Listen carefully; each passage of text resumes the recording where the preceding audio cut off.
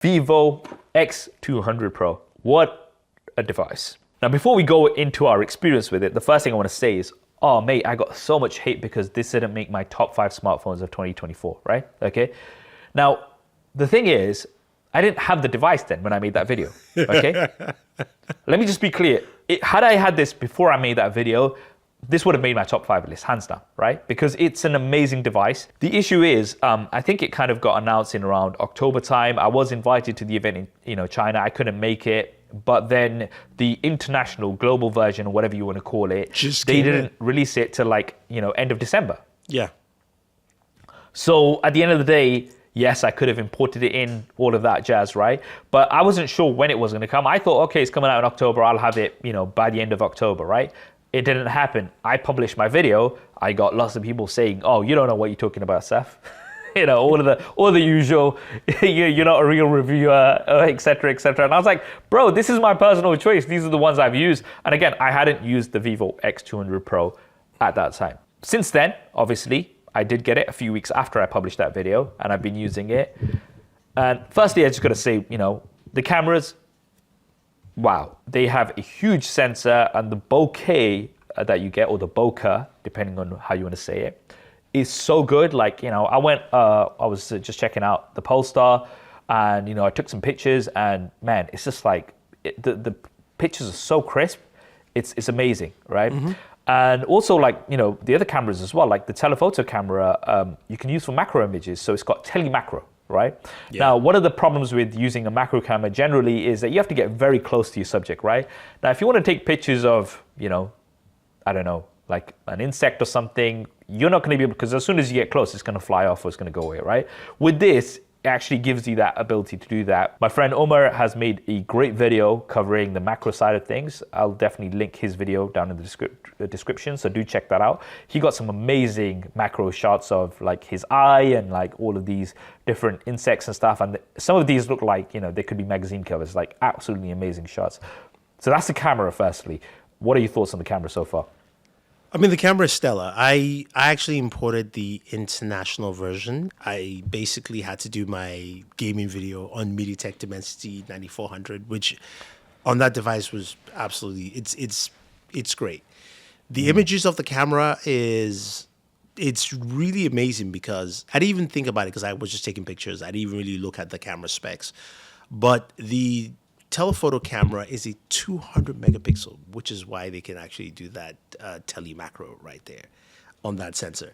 It's a big switch from what Samsung is doing with 200 megapixel for the main sensor, but also again the main sensor is f1.6, 23 millimeters wide. I think they've done a good job in hardware placement, great hardware with chipset, also with the lenses, and everything comes out almost the way you want it, in the sense that for most people it's just oh yes, this is what I wanted to capture, even though that's probably not what you did, but this is what you wanted to capture, right? That's the feeling I get from this camera. It's I pointed something and it takes better than what I'm seeing, or even better than what I was trying to recreate, and I'm like, you know what, yeah, that's it, I'm sharing this. I can send it to family and friends.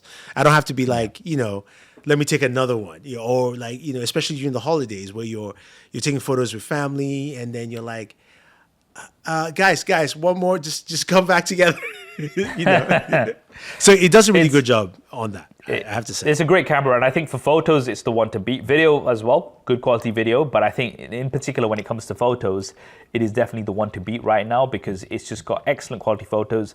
The build and design, I like the build and design. It's nice. We've got this now circular camera at the back, which is now becoming quite a common theme.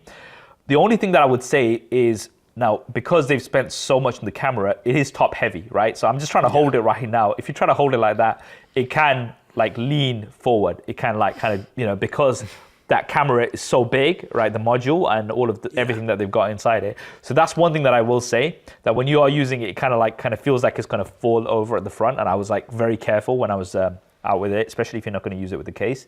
So that's something that I will say about the design. But apart from that, it's pretty good. The display, beautiful, 6.78 inches. It's using 8T LTPO technology, so it's a 0.1 to 120 hertz, nice and smooth. And it's got a slight bit of a curvature on the screen, which is nice. I would prefer something that was flat, so not too bad. But the battery, man. So this has a 6,000 milliamp hour battery, and that kind of, I wonder if they could have, again, I almost dropped it, right? I wonder if they could have done something to kind of distribute the weight a little bit better. But it's one of the best when it comes to battery life. Like, it is a battery champ. 90 watts charging, which came included in the box that I got anyway. 30 watts of wireless charging. I mean, they have really like ticked a lot of the boxes when it comes to this device. Oh, yeah. One of the things I like about the battery here is that, these new chipsets, whether it's the Dimensity 9400 or the Snapdragon X Elite, are much better in terms of efficiency when it comes to battery usage. But they still went with a 6,000 milliamp battery. So which means they were like, you know what, this new chipset will give us an extra, let's call it 20%, right? Yeah. But we'll still give you an extra 1,000 milliamps as well. So that just extends the battery life.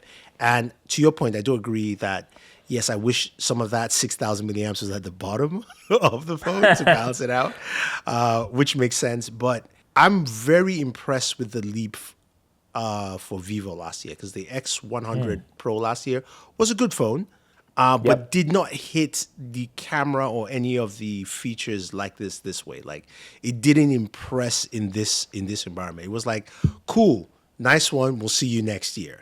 Now this year they were like, here you go, and we're like, oh snap, okay, thank you very much. And I like this jump from Vivo. They're going to be compared to the S25, the iPhone. Even if you don't, I can guarantee now that if we don't put this in a comparison at some level, people are going to rain abuses on us like no tomorrow, because we're going to get abused anyway, regardless, but yeah, a bit more so. Solid device. Now, obviously, Dimensity 9400 with up to 16 gigabytes of RAM and 512 gigabytes of storage. The Dimensity 9400, we've talked about this before. It is a beast. It's solid. Maybe when it comes to just raw performance, it's not at the same level as the 8 Elite, right? But it is an absolute beast. Software now, we've got FunTouch OS 15. Now, the word Fun Touch on its own, right? Okay. And I think this is where the branding of, obviously what works in China or what works internationally is a little bit different. So, my software I've got is FunTouch, right? So FunTouch OS 15, I mean, it's not bad. I've been using it. It's pretty good. You've got some AI features. What I found is that, I think Samsung really kind of set the bar when it came to AI features, because they have a lot of generative AI features, right? So I think this is where, it gets people really excited, like, whoa, okay, that's cool, right? Where you can just, use sketched image, for example, you can just doodle something and boom, it just like kind of generates this for you. And I think that's where it's kind of key, because we've got Circle to Search pretty much on all new Android devices now. Great, love it, right? We've got Magic Eraser and, different variations of that. Again, great, good stuff, right?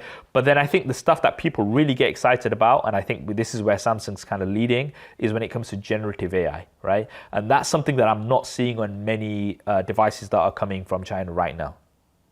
Yeah, I think that's the problem with that, is probably access to whatever the government access is to Gemini and some of these features down the line, just because we know there's a lot of bureaucracy there with that. So maybe, when it comes to, Magic Eraser and things like that, everyone goes like, oh, yeah, sure, that's something you can have on the device, but there might be limitations there. And also spend, because AI is not cheap. Just because we all have some access to AI now, somebody is subsidizing what you're using. Just remember that across the board. Yeah, which is why with the S24 Ultra, they said that these AI features will be free until the end of 2026, right? Yeah. After that, we don't know. Will there be a monthly fee? Because, all of this stuff takes processing power, right? So a lot of it is, some of it's done on device, but especially when it comes to generative AI models, they have to be running on servers somewhere, right? Which costs money.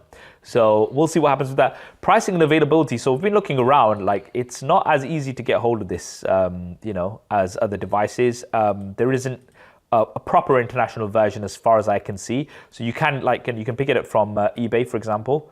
And right now to import it in from China, it's about £700. You probably have a bit of tax on there as well.